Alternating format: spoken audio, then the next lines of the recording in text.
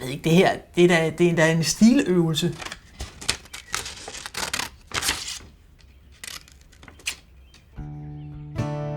Det er en serie af ringe, som jeg kalder papirklip.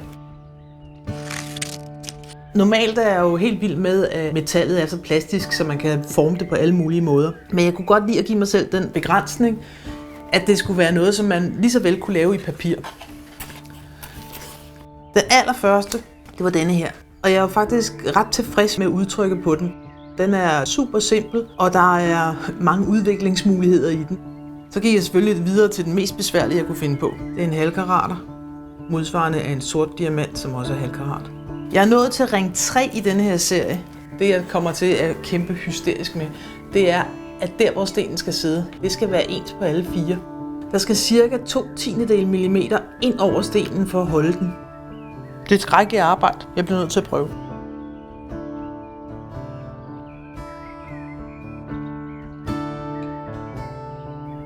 Denne her har jeg savet ud. Den er slet ikke færdig. Men det, jeg skal nu, det er, at jeg skal slå den her rundt. Og så skal jeg optegne det der.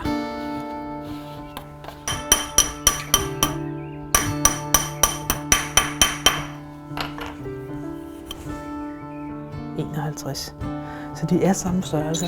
Det er jo det, der er hele pointen.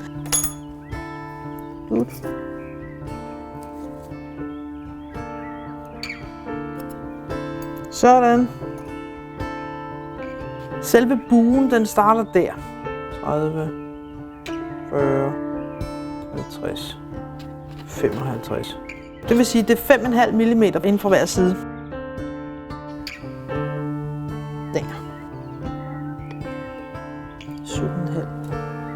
Det er 1,7 mm fra centrum.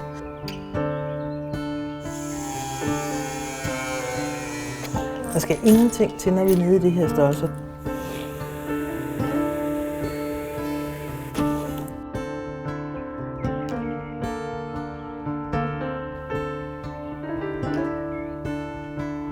Den har sådan lidt sprung.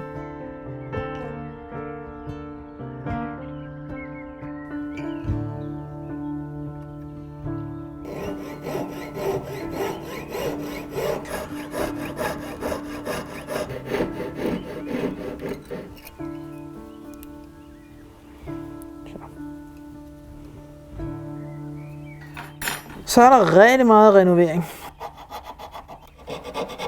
Jeg har kollegaer, som har sagt til mig, at jeg er bindegal, og hvorfor pokker, for at den ikke bare tegner digitalt, og så kan man laserskære den. Det kan man godt, men det bliver jeg ikke dygtigere af. Jeg tror jo meget på, at der mistes noget materialefornemmelse ved at sætte sig ned og tegne det digitalt.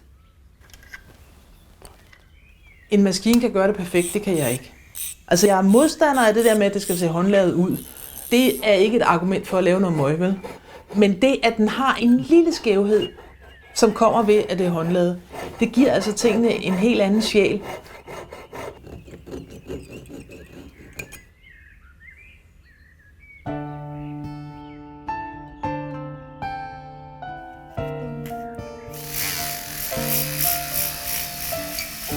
Det er helt vildt. Altså, lige pludselig ser en millimeter ud af rigtig meget.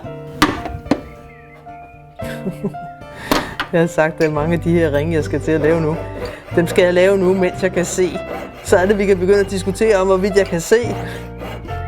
Jeg sidder her med pandelup på og støder ind i lampen, når jeg saver. Det er virkelig ynkeligt.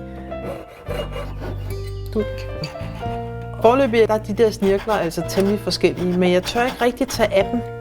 Først når jeg kan samle den, kan jeg rent faktisk tage de små sten og lægge, fordi så er der jo 4 støttepunkter, når jeg lægger den ned. Så kan jeg se, hvor jeg tør tage af.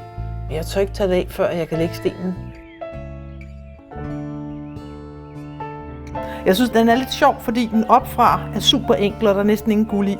Men fra siden, der er der jo pludselig noget, fordi ellers så kan den ikke være på fingeren.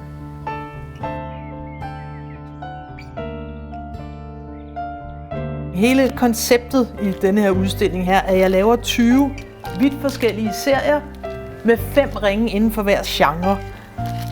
Og 5 ringe, det er inden for det antal ringe, at jeg begynder at fabulere. At jeg siger, jeg starter med den der, og så kommer de her 2, og så kommer den med cirkelslaget, Og så til sidst så sagde jeg, det kan ikke være rigtigt. Det skal ikke bare være sådan her, sat helt simpelt sammen. Man må da kunne vride og vende lidt mere i ideen, og så lave lidt mere sjov og ballade. Og så kommer der sådan en ring som denne her ud af det. Jeg kan ikke holde ud og gentage mig selv for meget. Så må der ske noget.